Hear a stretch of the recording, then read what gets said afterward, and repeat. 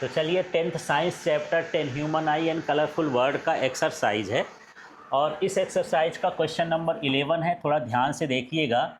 Explain why the planets do not twinkle. इसके पहले question में हम देखे थे स्टार्स ट्विंकल करते हैं, है ना। तो उसमें कुछ रीजन था, उसके रीजन को अपोजिट करते जाओ तो प्लैनेट्स के आ जाएगा कि क्यों ट्विंकल नहीं करते हैं। इसको पॉइंट वाइज समझते हैं। सबसे पहले हम बात कर लेते हैं कि ये जो है स्टार से क्या होते हैं, क्लोजर। तो लिख सकते हो यहाँ पर they are closer to earth. ठीक है ना, ये अर्थ के क्या हैं, क्लोजर है। ठीक, एक रीजन ये है। दूसरा रीजन है they act as extended source. Extended source का मतलब है कि बहुत बड़े सोर्स का काम करते हैं। इसका मतलब हो गया that is they have many point sources, है ना। यही चीज जब हम उसके लिए स्टार्स के लिए लिखते हैं तो they are farther to earth ये लिख देते हैं। They act as a point source लिखते हैं, माने उसमें मैनी पॉइंट का सोर्स नहीं होता, सिंगल पॉइंट का होता है। ठीक है। और थर्ड हम देखते हैं कि वहाँ पर जो एटमॉस्फेरिक रिफ्रैक्शन होता, डेंसिटी का वेरिएशन होता था तो एक पॉइंट सोर्स का होता था। यहाँ पर जो है बहुत सारे पॉइंट सोर्स से लाइट निकलती है तो एवरेज एटमॉस्फेरिक जो रिफ्रैक्शन होगा वो क्या हो जाएगा, जीरो हो जाएगा। तो यहाँ पर क्या लिख देंगे, average atmospheric refraction is zero. ये तीन रीजन है जिसके कारण जो है प्लैनेट्स हमको ट्विंकल करते हुए दिखाई नहीं देते हैं।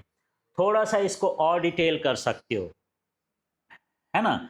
जो ये मैनी पॉइंट से रिफ्रैक्शन होता है तो मैनी पॉइंट से रिफ्रैक्शन का जो प्रोसेस होता है उसमें वो एक दूसरे को नलीफाइंग कर देते हैं। नलीफाइंग का मतलब एक दूसरे को कैंसिल आउट कर देते हैं। क्लियर हो गया। तो यदि आपसे क्वेश्चन है explain why the planets do not twinkle, आप पॉइंट वाइज भी लिख सकते हो, उनको मिला के भी लिख सकते हो। तो ऐसे लिखोगे they are closer to earth. ठीक है। सेकेंड हो गया they act as a extended source that is they have many point sources. और थर्ड हो गया average atmospheric reflection is zero. इसके कारण वो जो होता है हमको, फिर लास्ट में लिख सकते हो so the planets do not twinkle, ऐसा करके। क्लियर हो गया। अब हम नेक्स्ट वाले क्वेश्चन में चलते हैं और इस क्वेश्चन को समझते हैं।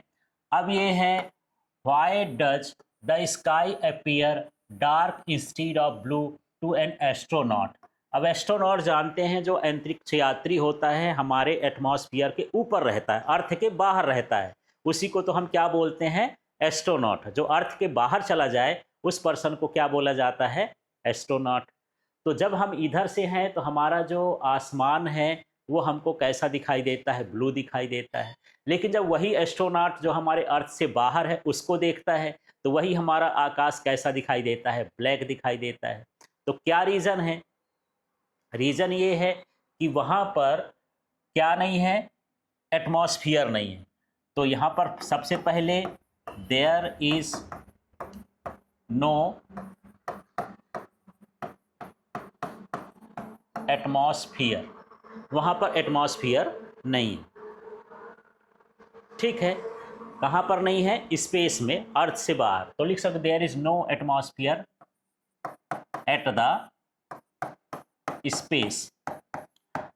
अब यहाँ का जो ब्लू कलर है वो लाइट के स्कैटरिंग के कारण होता है। किसके कारण होता है, लाइट के स्कैटरिंग के कारण। स्कैटरिंग के लिए जरूरी है कि जो लाइट है वो पार्टिकल से क्या करे, इंटरेक्ट करे। तो जब वहाँ पार्टिकल ही नहीं है, इंटरेक्शन ही नहीं होगा, तो वहाँ पर क्या हो जाएगा, स्कैटरिंग नहीं होगी।